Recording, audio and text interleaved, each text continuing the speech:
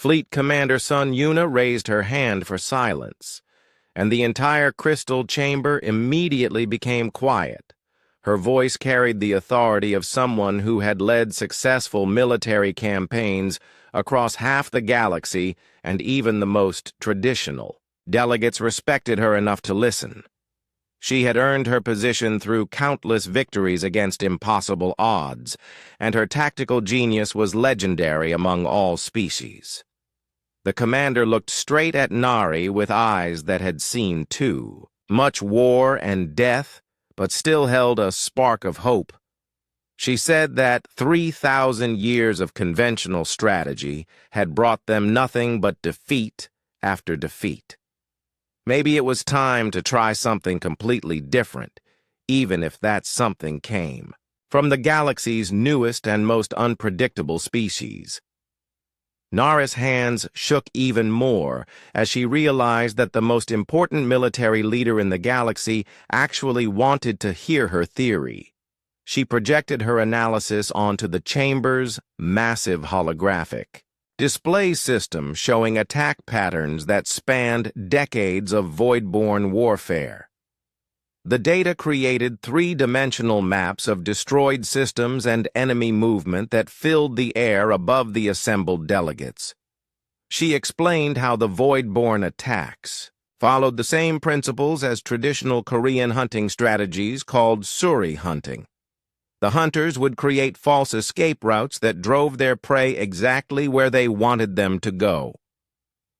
Every major battle that the Alliance thought they had won was actually the Void-born, allowing them to retreat in specific directions toward a carefully prepared trap. The implications were absolutely terrifying if Nari was correct. The upcoming Battle of Titan's Gate, where the Alliance planned to make their final desperate stand, was exactly where the enemy wanted them to be. The massive space fortress that protected the galaxy's core systems would become a death trap for every defending ship. The Void-born had been herding the Alliance forces toward this location for years. Commander Huang Duri stepped forward to support Nara's analysis with tactical data from Earth's military archives. He showed examples of how similar strategies had been used throughout human history, from ancient Chinese warfare to modern military campaigns. The pattern was impossible to ignore once viewed through the lens of human strategic thinking rather than rigid galactic logic. Even some of the most traditional delegates began to look worried as they studied the projected data. The attack patterns did seem to follow a disturbing logic when viewed from this new perspective. The Corvin military advisor, whose scales were still bright red with anger, admitted that human pattern recognition might offer insights that their logical minds had completely missed. Sage Yun Tehun from the ancient Council of Primus spoke in his wise old voice that had guided galactic policy for centuries. He said that the Void-born clearly thought differently than any known species in the galaxy, making them nearly impossible to predict using traditional military doctrine. Perhaps the chaotic emotional human approach to warfare could provide the breakthrough they desperately needed. The chamber began to divide as progressive. Delegates started arguing with traditionalists about whether to adopt human military strategies. Time was running out as reports continued to arrive about Void-born forces massing for their final assault on the core systems. Every hour of debate brought the enemy closer to their ultimate goal of consuming the entire galaxy. Admiral Jorak from the Zentari military stood up on his 6 legs and admitted that conventional galactic warfare had failed completely against this enemy. His insect-like face showed the exhaustion of fighting a losing war for decades. Maybe it was time to try tactics that the Void-born would not expect because they were too chaotic and unpredictable for logical minds to understand. The floating jellyfish beings from Aquatica began glowing brighter as they communicated telepathically among themselves. Their musical voices filled the chamber as they announced that their analysis of void-born behavior patterns supported the human theory. The enemy did seem to be herding galactic forces toward specific locations using psychological warfare techniques, but the traditionalists fought back harder as the evidence mounted against their preferred strategies. The tall Altaran ambassador argued that 3,000 years of military tradition could not be wrong, and that trusting their fate to primitive human tactics would be worse than surrender. The reptilian Corvin delegate agreed, saying that chaos and emotion had no place in serious military. Planning Captain Park Jae-hyun from the border forces presented combat footage from recent engagements where small human units had achieved unusual success against void-born scouts. The enemy seemed confused by human unpredictability and emotional responses in ways that traditional logical tactics could not explain. The footage showed void-born ships actually retreating from battles they should have easily won. The rock people from Gorvani made their grinding stone sounds that indicated deep thought. Their ancient wisdom came from millions of years of slow, careful consideration. But even they could see that something fundamental had changed in galactic warfare. The old ways were clearly not working against an enemy that seemed to know every traditional strategy. Nari realized that changing their minds would require more than just theories and data. She needed to prove that human military tactics could actually work in real combat against an enemy that had defeated every other approach for 3 millennia. The weight of billions of lives rested on her ability to convince ancient proud civilizations to trust their chaotic emotional strategies. Fleet Commander Sun Yuna made the decision that would change the course of Galactic's history. She announced that a small volunteer force would test human tactical approaches in actual combat against void-born forces. If the experiment failed, it would only cost a few hundred lives instead of billions. If it succeeded, it might provide the key to saving the entire galaxy. The chamber erupted in arguments as delegates debated whether to risk even a small fleet on unproven human strategies. Some species threatened to withdraw from the alliance entirely if their ships were forced to follow chaotic emotional tactics. Others argued that desperate times required desperate measures and that conventional approaches had already failed. Admiral Kang Hae-yun of the Alliance Border Fleet stepped forward and volunteered her ships for the dangerous mission. She said that her crews had already lost their homeworlds to the void-born advance and had nothing left to lose. They would rather die trying something new than repeat the same failed strategies that had doomed their families and planets. The volunteer fleet would consist of mixed-species crews who were willing to abandon traditional military thinking in favor of human approaches to warfare. Captain Oh Seung-wan would lead fast attack squadrons in Earth-style hit and run tactics, while Commander Yang Ji-hye would train pilots in what humans called kamikaze spirit fighting with desperate courage when victory seemed impossible.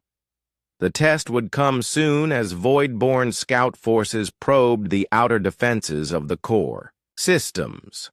If human tactics failed, the experiment would end in disaster, and Nari would probably be executed for leading the galaxy astray. But if they succeeded, it might prove that humanity's greatest weakness, their emotional unpredictability, could become their greatest strength. The fate of the galaxy now rested on whether beings who had never felt human emotions could learn to fight like humans, driven by desperation, love, and the fierce determination to protect everything they held dear. The coming battle would determine if chaos could triumph over order, and if heart could overcome mind in the ultimate test of survival.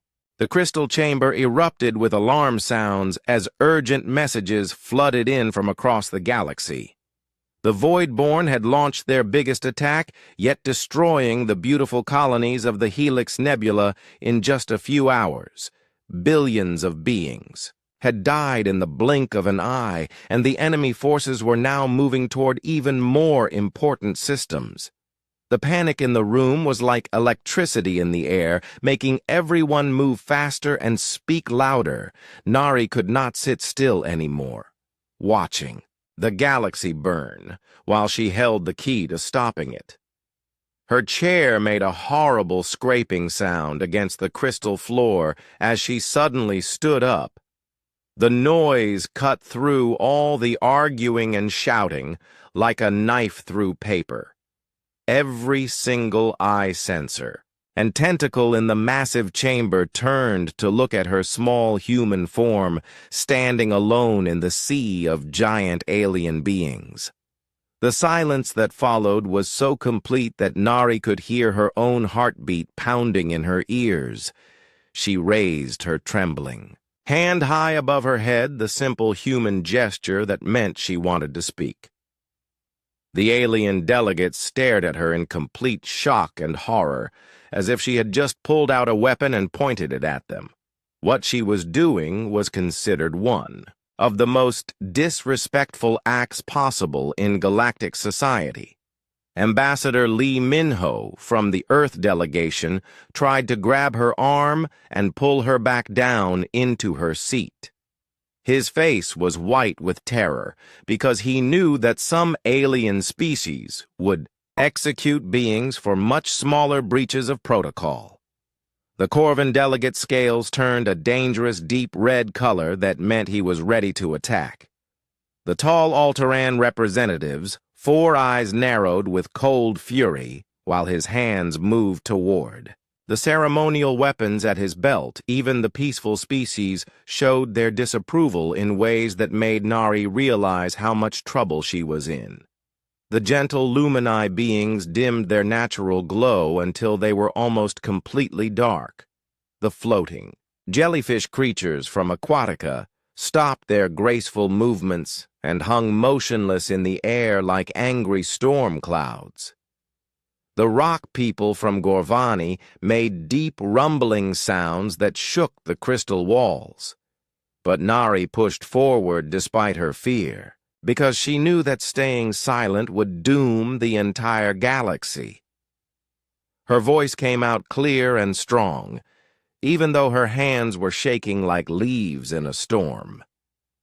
She began explaining her theory about the hunting patterns, how the Voidborn were not randomly destroying systems but carefully positioning themselves for one massive final strike.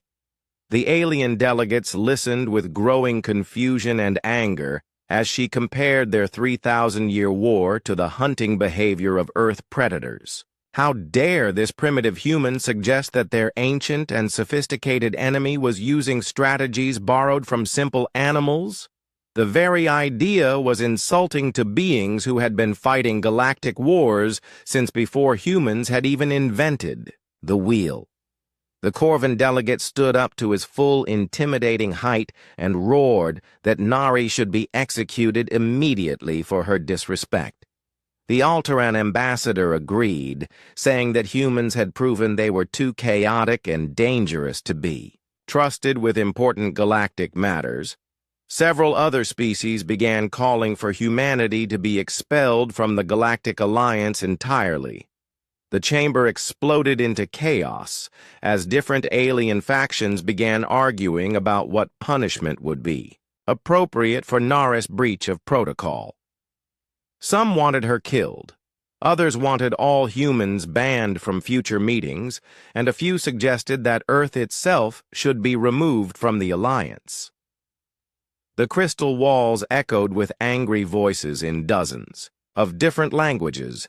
While the translator systems struggled to keep up, Captain Park Jae-hyun from the Zentari border forces stepped forward through the chaos.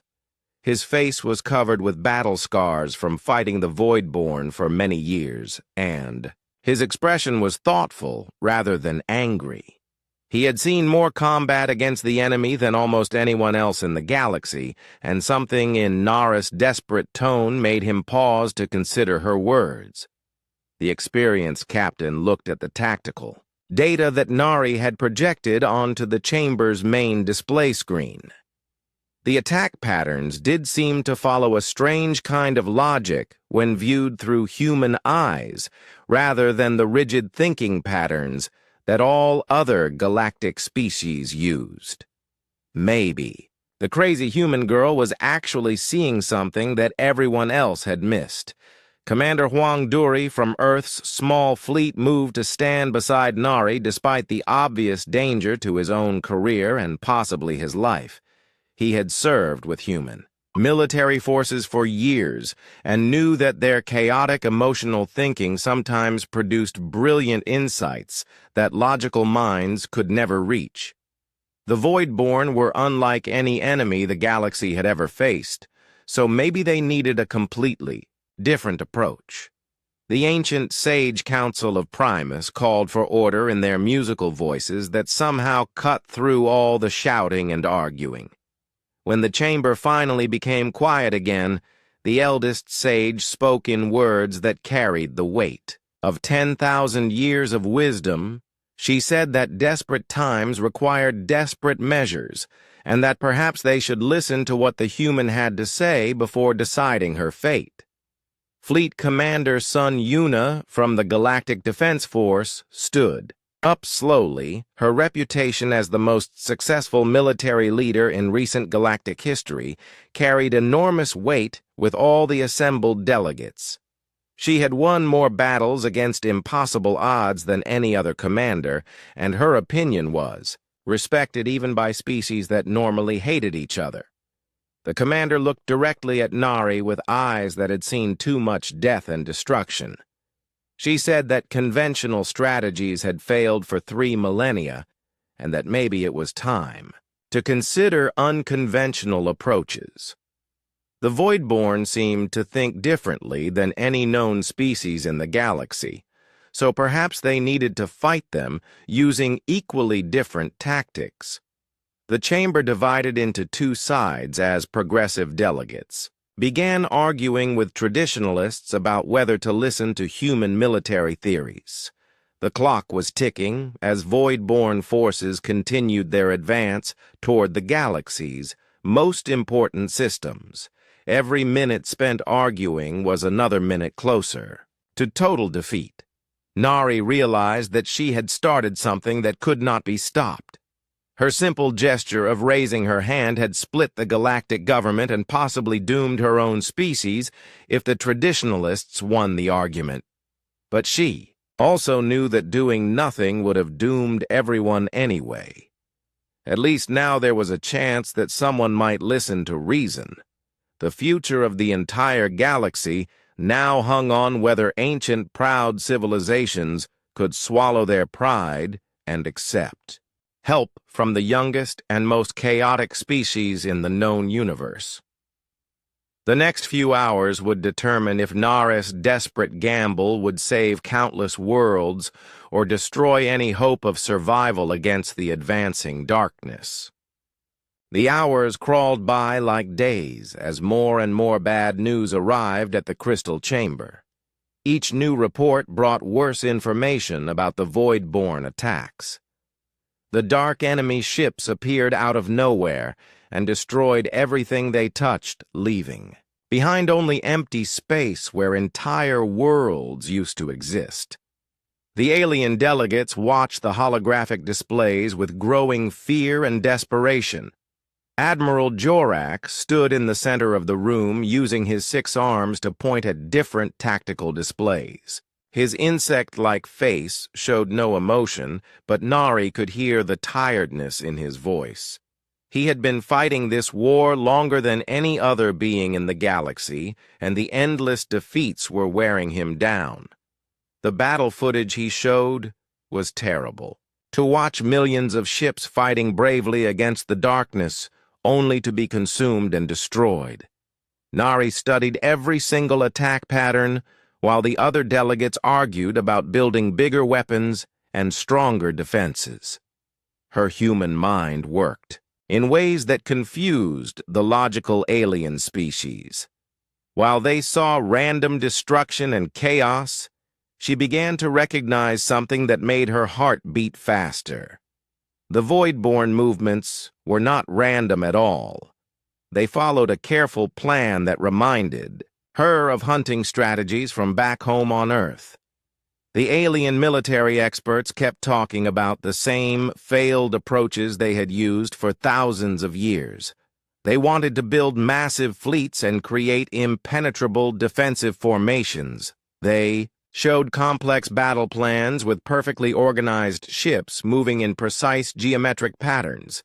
But every single strategy had already been tried, and every single one had failed against the mysterious enemy Commander Huang Duri from Earth Small. Space Fleet tried to offer some suggestions, but the tall blue Alteran ambassador immediately shut him down with an angry gesture.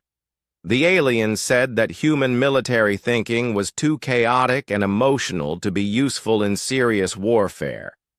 He said that humans were too new to galactic civilization to understand the complexities of fighting an enemy like the Voidborn.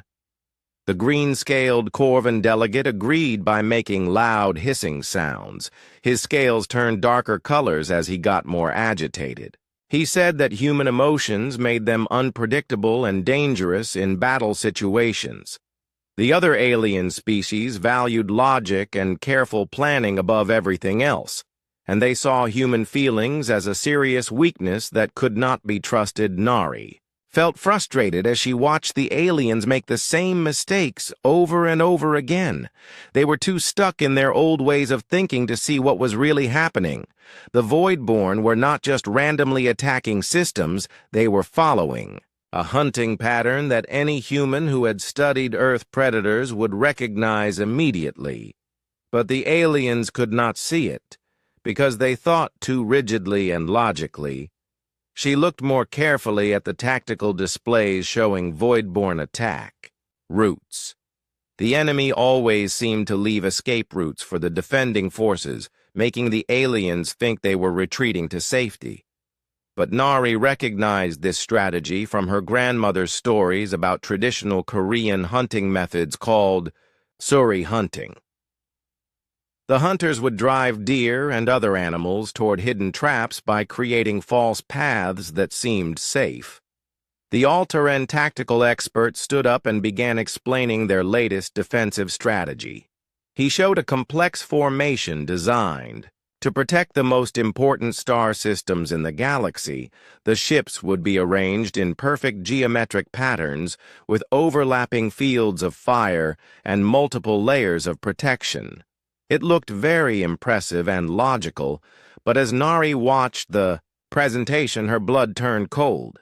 She had seen this exact defensive formation before, not in any military textbook, but in her grandmother's old hunting stories. The formation was exactly like the trap positions that Korean hunters would set up to catch entire herds of animals. The Voidborn were not randomly attacking the galaxy. They were carefully herding all the defending forces into one big trap where they could be destroyed all at once. Her hands started shaking as she pulled out her datapad and began running quick calculations. The numbers confirmed her worst fears. If the aliens followed their planned defensive strategy, they would be walking straight into the biggest massacre in galactic history. The next major battle would not be a glorious last stand. It would be a slaughter that would leave the entire galaxy defenseless. More urgent, news arrived as another Voidborn attack destroyed colonies in the Outer Rim territories. The enemy was moving faster than ever before, and getting closer to the core systems where billions of people lived. The alien delegates became more panicked and desperate, but they still insisted on following the same old strategies that had failed for 3,000 years. Nari watched as the peaceful Lumini beings dimmed their natural glow with worry. The rock-like Gorvani representatives made grinding sounds that meant they were very concerned. Even the floating jellyfish creatures from Aquatica moved more quickly through the air, showing their agitation. The entire galaxy was running out of time and options. The ancient sage council of Primus announced that they would activate their legendary defense network, a mystical barrier that had protected their homeworld for 10,000 years. But Nari realized that even this ancient protection would not work against an enemy that had been studying galactic defenses for so long. The Voidborn knew about every weapon, every shield, and every defensive strategy the aliens possessed. She looked around the crystal chamber at all the alien faces filled with fear and desperation. These beings had ruled the galaxy for millennia, but now they were helpless against an enemy they could not understand. Their logical minds could not comprehend the chaotic hunting strategies that the Voidborn were using. The aliens needed a different way of thinking, but they were too proud and traditional to accept help from humans. The debate continued as more star systems fell to the advancing darkness. Each new loss made the aliens more desperate, but also more stubborn in their refusal to try anything new. They kept insisting that bigger weapons and stronger defenses were the answer. Even though these approaches had failed countless times before, the definition of insanity was doing the same thing over and over while expecting different results.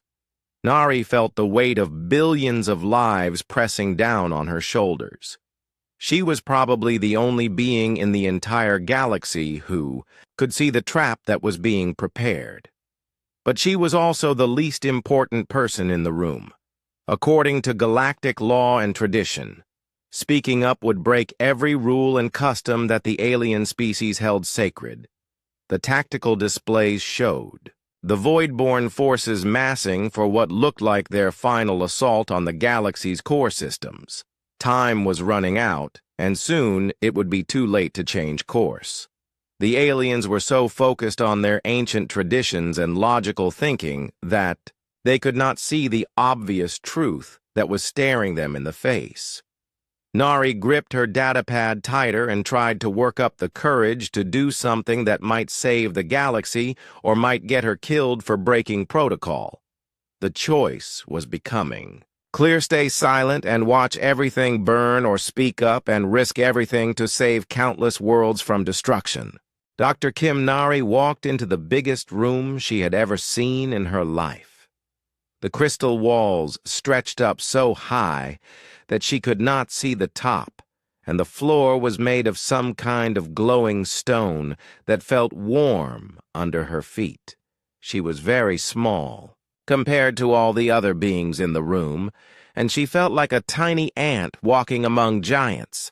The room was full of aliens from all over the galaxy. There were tall blue creatures with 4 eyes that moved like liquid mercury when they blinked. There were green reptile people with scales that changed colors when they got angry. There were floating jellyfish beings that glowed with soft light and spoke in musical tones that made the air vibrate. There were rock creatures that looked like walking mountains and made the floor shake when they moved. Nari pulled her jacket tighter around herself and tried not to stare too much at all the strange beings around her. She was the only human in the entire room, and everyone kept looking at her like she was some kind of weird animal that had wandered in by mistake. Her translator device buzzed against her ear as it tried to keep up with all the different languages being spoken at once. The meeting was about something very scary called the Voidborn. These were creatures that ate entire planets and star systems, leaving nothing behind but empty black space. The aliens had been fighting them for 3,000 years, but they kept losing more and more worlds every year. Now the Voidborn were getting closer to the most important planets in the galaxy, and everyone was very afraid. A tall alien with blue skin and many arms stood up and started talking very loudly.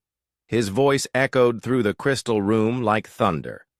He was the ambassador from a planet called Altara, and he did not look happy at all. He pointed one of his long fingers at Nari and said that humans were too young and stupid to understand galactic war. He said that Earth had only been part of the Galactic Alliance for 2 years, and that was not enough time to learn anything useful. The reptile alien with green scales made a hissing sound that meant he agreed. His scales turned bright red when he was angry, and right now they were glowing like fire. He said that humans were too emotional and crazy to help with serious war planning. He said that human feelings made them dangerous and unpredictable, and that they should not be allowed in important meetings like this one. Nari felt her face get hot with embarrassment and anger, but she knew she had to stay quiet. The other humans in the Earth delegation had told her many times that she must not speak unless someone asked her a direct question. They said that interrupting an alien council meeting was one of the worst things a human could do, and that some alien species would kill anyone who broke their rules. More aliens stood up to talk, and they all said the same things. They talked about building bigger weapons and stronger shields.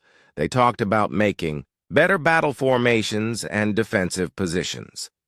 They showed holographic movies of space battles where millions of ships fought against the dark void-born vessels.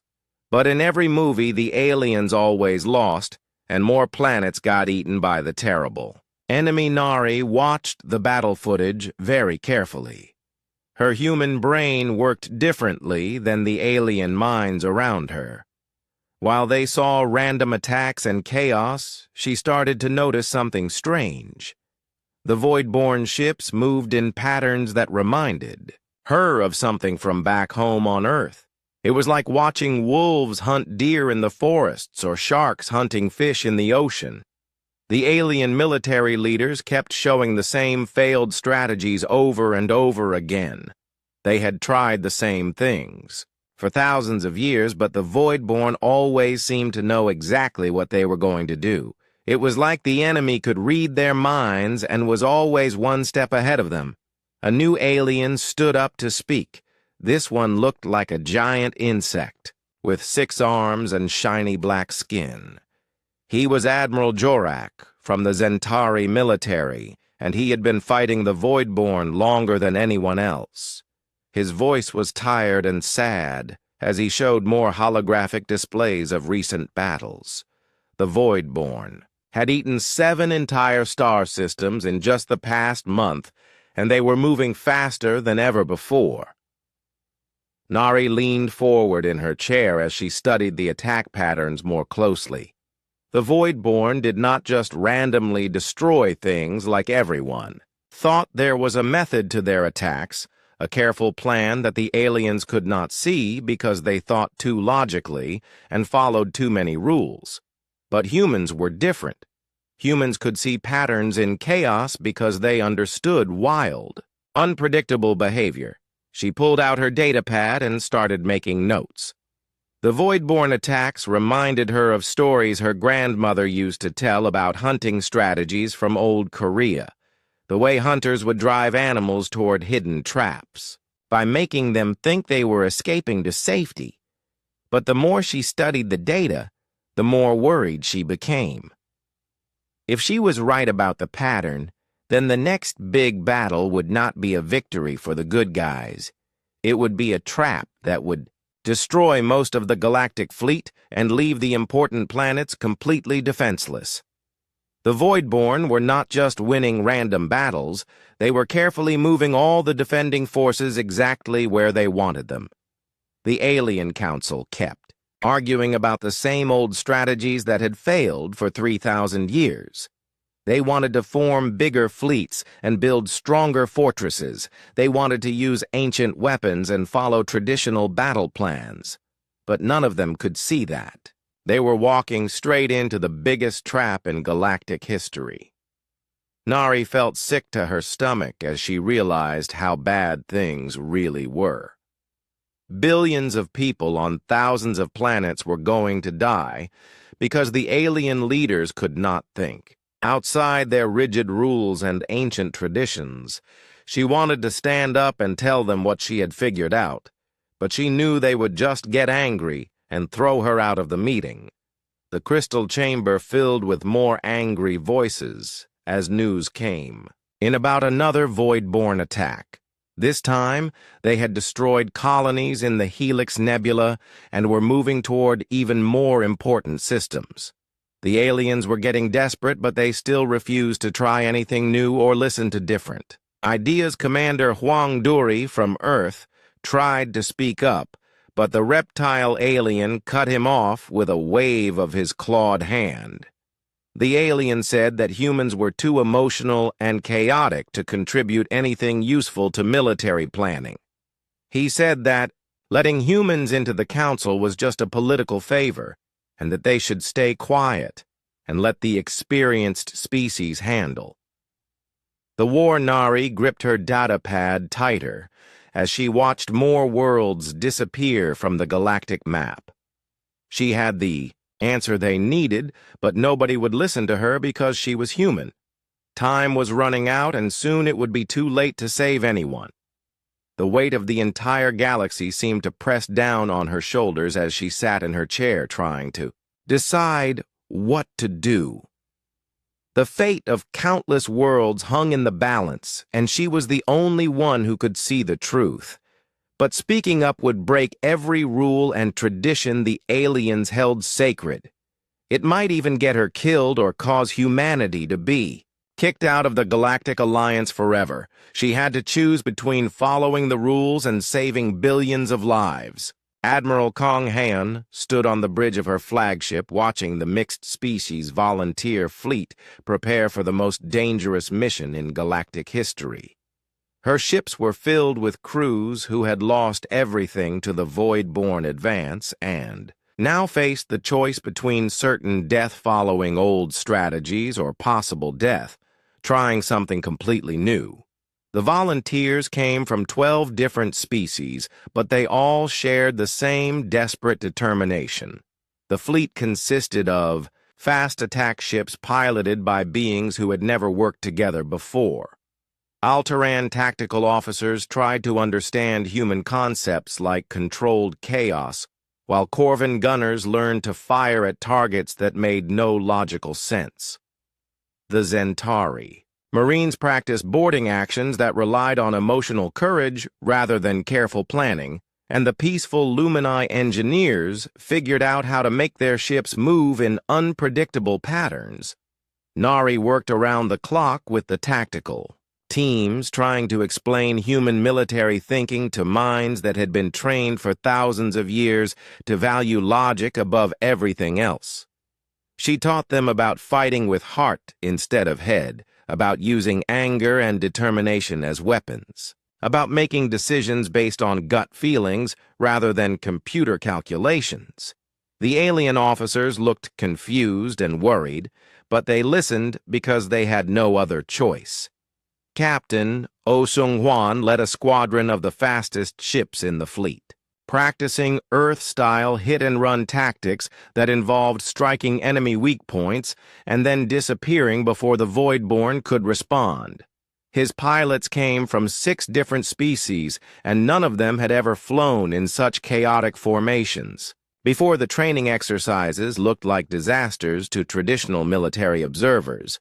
But somehow the random movements were starting to work together. Commander Yang Jihye trained fighter pilots in what humans called kamikaze spirit, the willingness to sacrifice everything for victory when defeat seemed certain. The alien pilots struggled with the concept of fighting beyond logic and reason, but they slowly began to understand that desperation could be a powerful weapon when used correctly. The training sessions were dangerous, and several ships were damaged, but the pilots were learning to think like humans. The test came sooner than anyone expected when Void-born scout forces appeared at the edge of the Outer Rim territories. Their dark ships moved in the perfect formations that had dominated galactic warfare for 3 millennia. The enemy began their standard energy drain attacks that had destroyed countless fleets by slowly consuming the power from defending vessels. But instead of forming traditional defensive positions, the Alliance volunteer fleet did something that had never been tried before. They scattered in completely random directions like frightened animals running from predators, the Void-born tactical. Computers tried to predict where the ships would go next, but human unpredictability made accurate calculations impossible. Captain Oh Sung-hwan's fast attack squadron struck at enemy ships using patterns borrowed from Earth wolf pack hunting techniques. They appeared from unexpected angles, hit hard and fast, and then vanished before the Voidborn could organize a proper response. The enemy ships, which were programmed to counter logical military strategies, struggled to adapt to tactics that seemed to have no plan at all. The Altaran heavy cruisers abandoned their traditional battle formations and began moving like human berserkers driven by artificial rage that their crews had learned to simulate.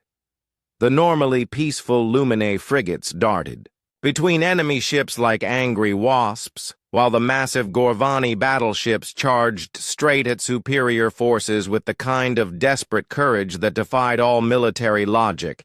Commander Yang Ji's fighter squadrons dove into enemy formations with such reckless abandon that the Void-born defensive systems could not calculate proper responses. The alien pilots screamed battle cries in their own languages while following human tactics that relied more on emotion than strategy. Their ships moved like dancers in a chaotic ballet of destruction. For the first time in recorded galactic history, Void-born forces began to show signs of confusion and uncertainty. Their energy weapons, which grew stronger by feeding on logical patterns, started to lose effectiveness against targets that refused to behave predictably. The dark ships tried to adapt their tactics, but human-style chaos was something their ancient programming had never encountered. The turning point came when the Void-born scout commander tried to use a standard retreat and regroup maneuver that had worked against logical enemies for thousands of years, but the human-trained Alliance pilots recognized the pattern from Earth military history and responded with a counter-attack that should have been impossible to coordinate without computer assistance.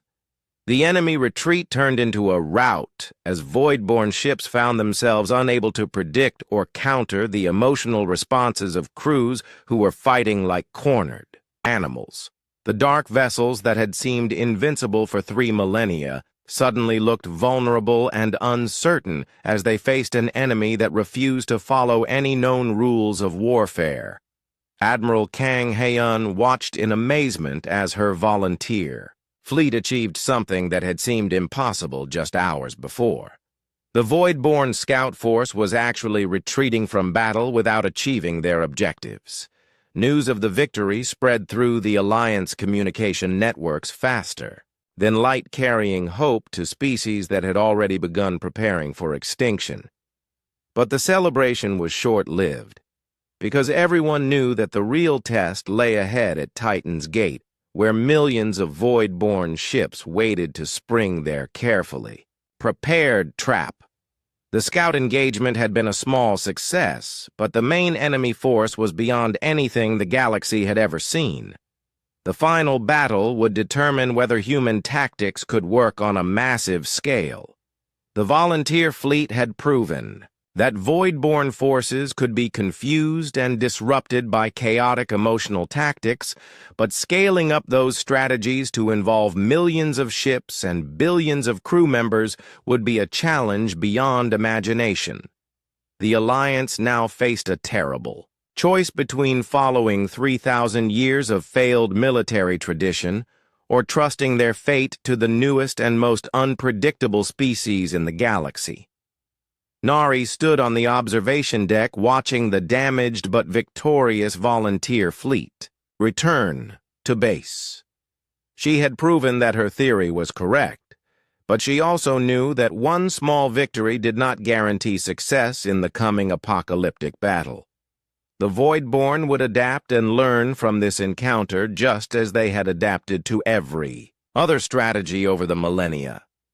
The weight of the entire galaxy still rested on her shoulders, because convincing the Alliance to adopt human tactics for one small engagement was very different from getting them to abandon their entire military doctrine.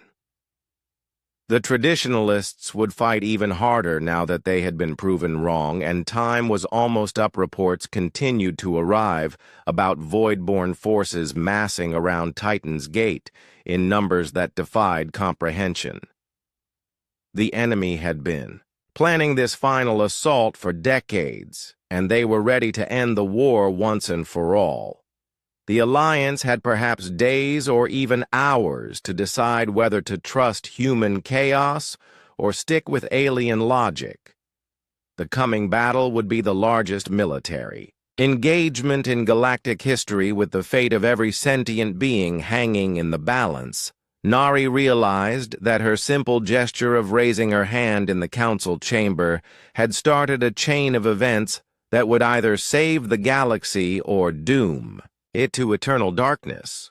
The Battle of Titan's Gate began exactly as the Voidborn had planned, with millions of Alliance ships taking defensive positions around the massive space fortress that guarded the galaxy's most important systems. The greatest fleet in galactic history, stretched across space in perfect geometric formations that had protected civilizations for 3,000 years. Altaran heavy cruisers formed the outer defensive ring, while Corvan battle groups created overlapping fields of fire, and Zentari destroyers filled the gaps with precise military efficiency. But hidden among the logical formations were small human units ready to execute Nara's desperate gambit.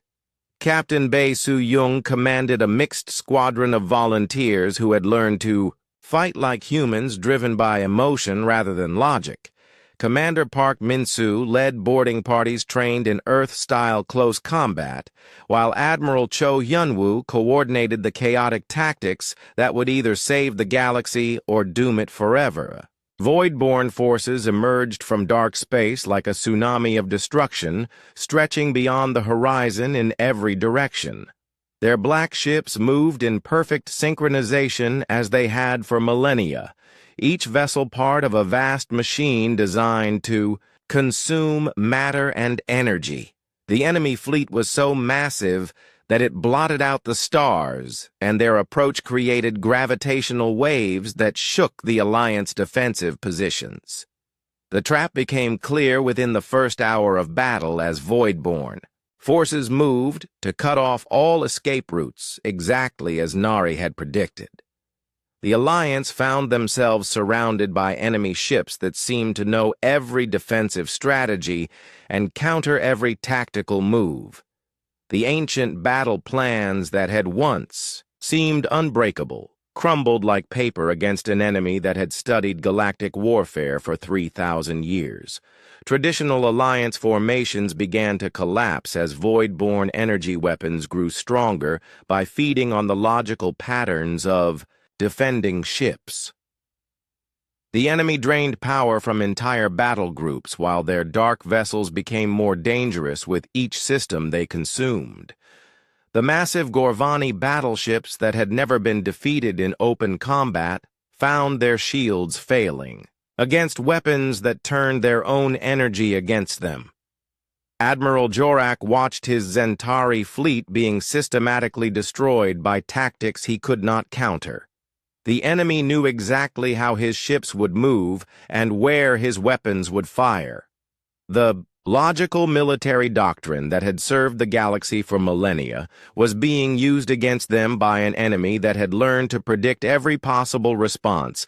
Just as total defeat seemed inevitable, Nari gave the signal that would change galactic history forever. Human units throughout the fleet broke formation and began attacking in completely random patterns that made no sense to logical minds. Captain Bae Soo-young led her squadron in a suicidal charge directly into the strongest enemy formation while her crew sang old Earth battle songs that boosted their courage beyond rational levels. The effect was immediate and dramatic. Void-born energy drains that were designed to work against logical tactical thinking proved far less effective against humans driven by pure emotion and desperate determination. The enemy ships began to hesitate and make errors in their carefully calculated assault as they encountered behavior that their ancient programming could not predict or counter. Other species watching the human units fight with such wild courage began to abandon their rigid tactics in favor of desperate creativity. The peaceful Lumini engineers started ramming their ships into enemy vessels while screaming battle cries in their musical voices. The normally logical Alteran officers began making decisions based on gut feelings rather than tactical computers.